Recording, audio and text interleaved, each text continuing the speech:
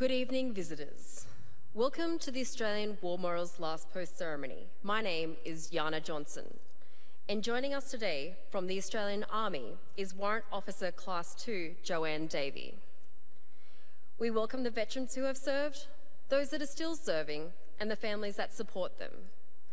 We acknowledge the members of RSL and Services Clubs Association, RSL Victoria and RSL Queensland who are watching the broadcast of this ceremony across Australia.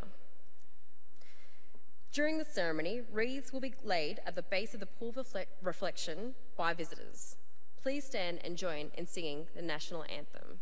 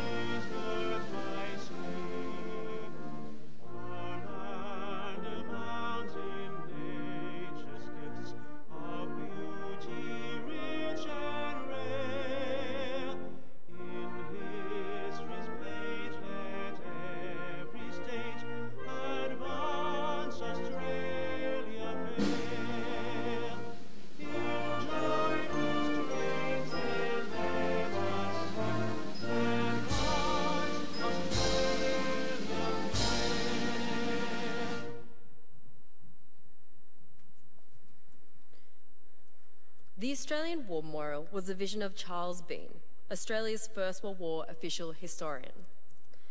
Bean landed with the Australian troops on Gallipoli and stayed with them at the front through to the end of the war. The idea of this national memorial and museum came to him at Pozières, France, in the depths of the bloody fighting of 1916. Bean's idea was that this would be a place where families and friends could mourn loved ones buried in faraway places. It would also be a place that could help all Australians understand what these men and women had endured and what they had done for us. Bean's vision, to which we remain true, is best expressed as inscribed in the entrance to the memorial's galleries. Here is their spirit in the heart of the land they loved. And here we guard the record which they themselves made. Tonight, we'll read the story behind just one of those on the Roll of Honour, which lists the names of more than 102,000 men and women who have given their lives for us in war and operations for more than a century. But first we present a lament, Flowers of the Forest. Wreaths or floral tributes will now be laid at the base of the pool of reflection.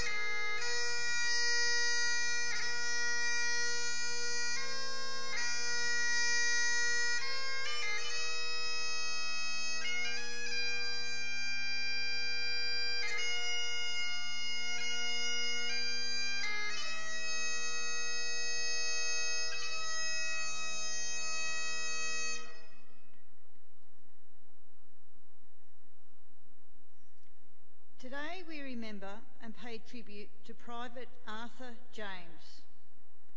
Arthur James was born in 1873 in Winnipeg, Canada. Little is known of his early life, but by the outbreak of the First World War, he had immigrated to Australia and had settled in the town of Ayr, about 90 kilometres south of Townsville in Queensland. Here he worked as a farm labourer and was living with his friend and fellow employee Percival Clayton. James told Clayton that his parents were dead and that he was the only living member of his family. James enlisted in the Australian Imperial Force at Cairns on the 26th of February 1915. After his initial training, he was allotted to the 5th Reinforcements to the 9th Battalion, leaving Brisbane in mid-April aboard the transport ship Kyara, bound for Egypt. James was in the training camps in Egypt for a month before being sent to Gallipoli, where he joined his battalion in late June. In mid-July, he was evacuated to Malta, suffering from eczema. By September, he had been returned to Egypt and was detached for duty with the overseas-based Details Transport. He returned briefly to Gallipoli in early December as a member of a working party and then rejoined the 9th Battalion on Lemnos. The 9th Battalion returned to Egypt in early January 1916. As the AIF went through a period of expansion and reorganisation, some members of the 9th Battalion marched out to form the 49th Battalion, while those that remained, such as James, were tasked with training the new reinforcements for the fighting on the Western Front. In late March, the battalion sailed for France, and by May were in the nursery sector, a relatively quiet part of the front line near Armentières, where units were introduced to the rigours of trench warfare. In June, James volunteered to take part in a trench raid being organised by Captain Maurice Wilder Nelligan. The men trained for several weeks and made numerous nighttime forays into no man's land to familiarise themselves with their plan of attack. The raid took place on the night of the 1st of July. Private James, who was in the centre party, was fighting off German troops as they counter-attacked the Australians when he was killed. As a raiding party withdrew, his body had to be left behind. Today, he has no known grave. Arthur James was 43 years old. After the war, his name was added to the Australian National Memorial at Villers-Bretonneux. His name is also listed on the Roll of Honour on my right, amongst almost 62,000 Australians who died while serving in the First World War. This is but one of the many stories of service and sacrifice told here at the Australian War Memorial. We now remember Private Arthur James, who gave his life for us and for our freedoms and in the hope of a better world.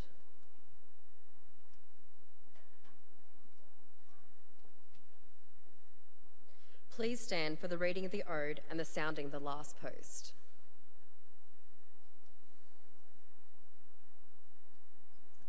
They shall grow not old as we that are left grow old. Age shall not weary them, nor the years condemn. At the going down of the sun and in the morning, we will remember them.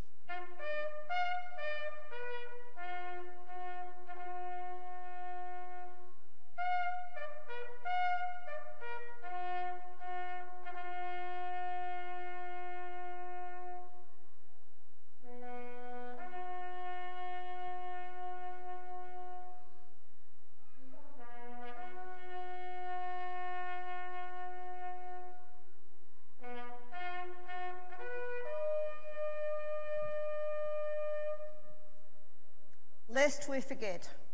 Lest we forget.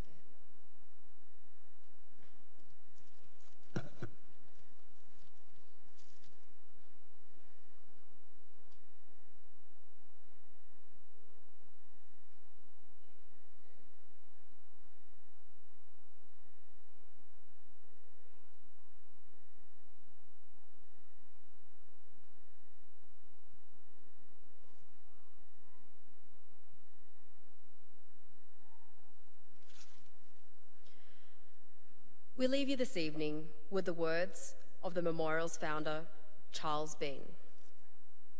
Many a man lying out there at Pozières, or in the low scrub at Gallipoli, with his poor, tired senses barely working through the fever of his brain, has thought in his last moments, well, it's over.